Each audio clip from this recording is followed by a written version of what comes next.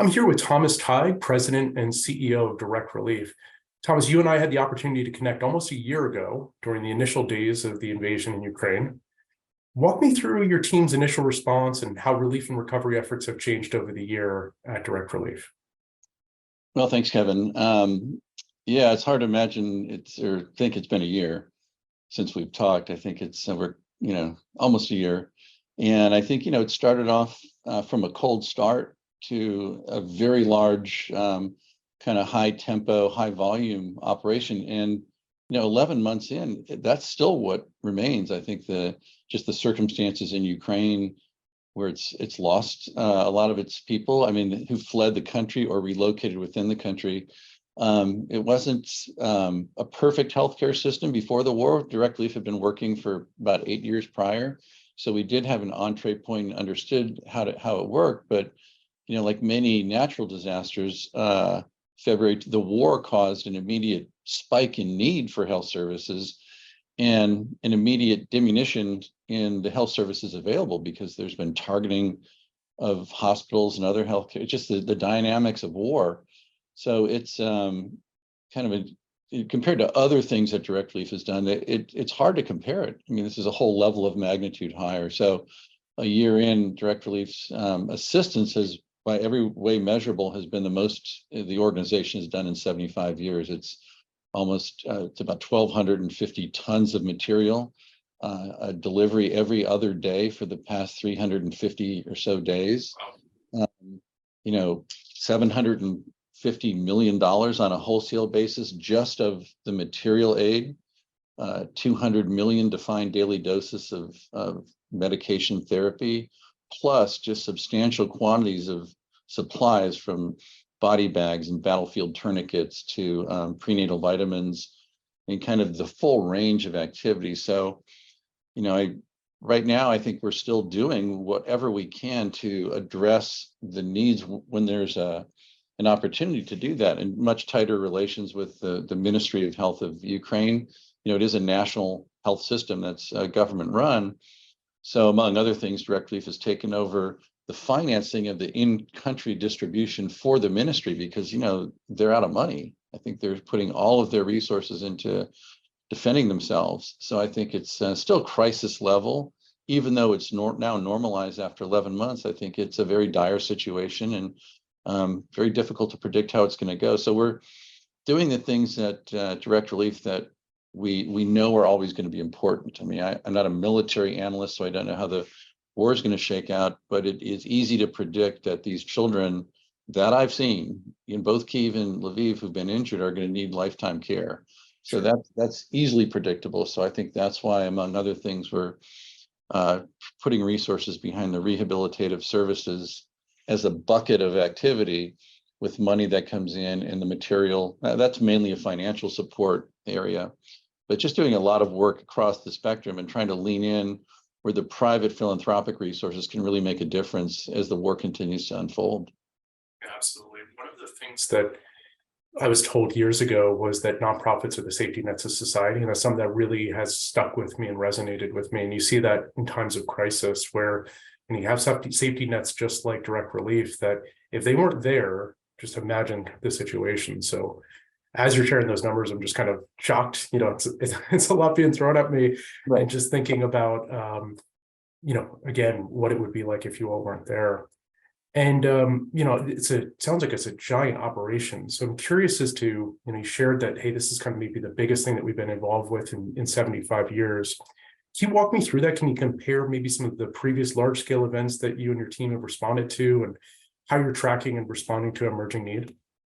Yeah, I think, in general, Direct Relief's core activity for years has been kind of as a humanitarian supplier of medical stuff. So we're accredited, the first and only nonprofit to, become accredited to distribute prescription drugs in all 50 states. So we work very closely with the healthcare industry, encouraging them to make contributions of things that they manufacture for people that are not going to show up on their sales forecasts, right? And they've been wonderfully generous for years, particularly with Ukraine. I think the response, people recognize it's not a viable commercial market right now, but and all the resources have been diverted to fighting the war. So I think there's recognition among everybody that Ukraine needs help as it's facing this existential threat.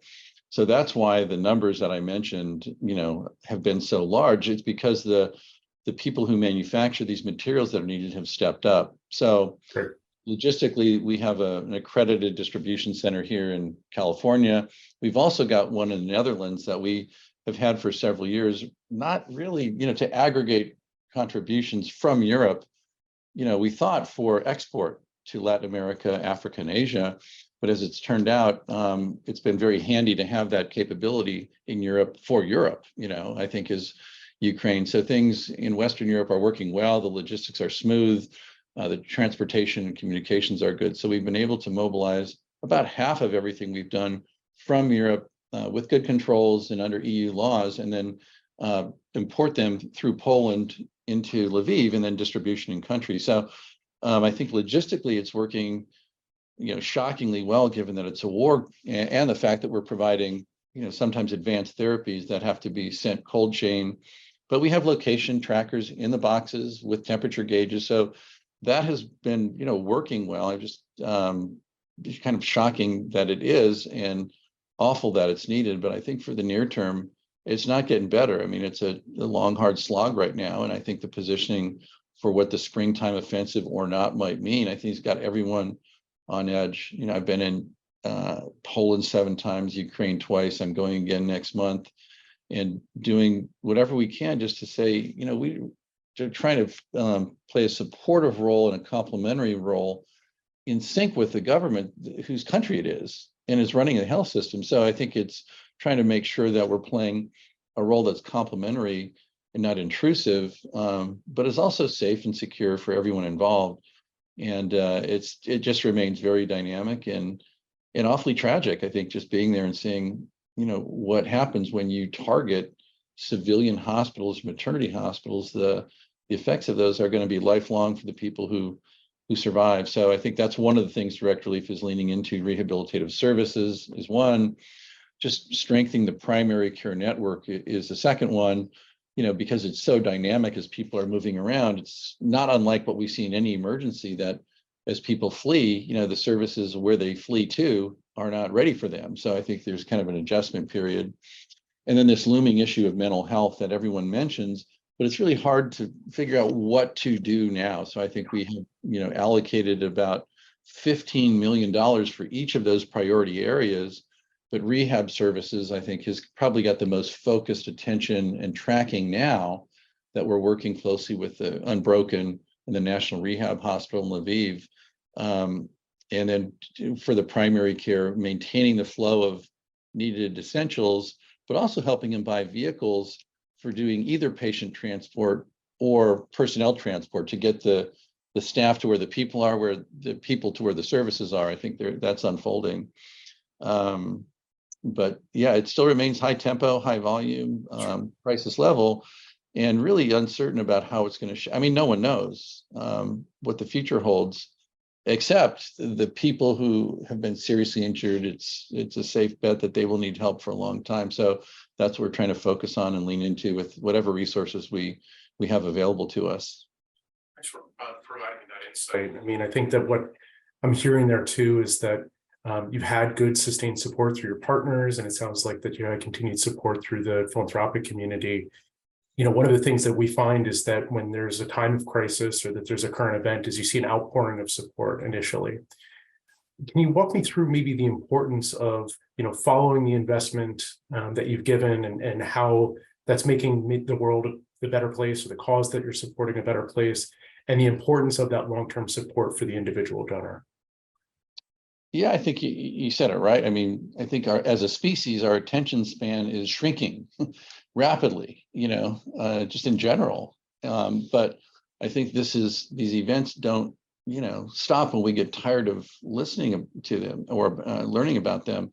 So I think it is important to recognize this is the largest geopolitical event in almost everyone who's alive today's lifetime. This has massive consequences for the world. You've got a country that's about the size of California, where I live. It was about 10% larger by population a year ago. Now it's 10% smaller because 8 million people have left. And it's an unfolding tragedy. And the fact that we get so much saturated coverage, sometimes we fill up and think, there's nowhere else to put it. But that doesn't change what's happening to these people who are, struggling and really in a life or death battle at critical time. So I think the sustained effort will be required. We're trying to do, I think the dilemma for an organization like Direct Relief is you are obligated to do it fast now. That's why you got the money. You're also obligated to do it well and thoughtfully and not waste the money. So trying to find the space you're going to occupy, the other partners and organizations that you need to check in with, and then do it thoughtfully is always the dance. And I think we're doing it as fast as we can, as thoughtfully as we can, with staff in Kyiv and staff in Warsaw, and just trying to make sure that we've got as good of information as possible, that everyone, including us, understands the role we're playing, that's complementary, not substituting anything else. Yeah. And then going as fast as we can when there's an opportunity to do that. So we're going to continue to do that. And I wish but the sustained effort, I think I understand people get tired, all the concern about the economy. It's concerning for everybody to look at, how's it going to shake out? And so I think we're cognizant of that as well. But we have received funds from people in 80 countries. We've received close to $100 million in cash support, in addition to the $750 million in material support already. And so those resources, we spent about $40 million to maintain the flow of material. And we've granted about $25 million to Ukrainian groups that are providing on-the-ground services, and also Ukrainian expat groups in Slovakia and helping the refugees. About 15 million of the 40 has gone to support refugees' healthcare services in Poland.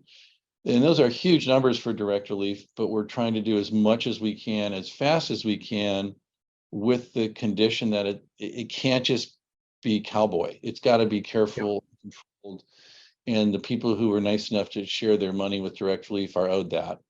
So we'll have an extensive report, I think, in the next couple of weeks, trying to aggregate all of these, numbers I'm throwing at you, but really to put it down on the website. So if people want to dig through and see exactly what we've done and what we've sent and where it's gone and how much it's cost, we want to do that. It's their money. They're entitled to know that. And it's also really important for people in Ukraine, because there is frustration if you're in Ukraine and your life is, gone to hell, and you hear about all this money being raised. It's deeply frustrating if you don't see any benefit of that. So I think the key audience is people in Ukraine, for whose benefit Direct Relief received the money. It's not really for Direct Relief, it's for people in Ukraine. Yeah.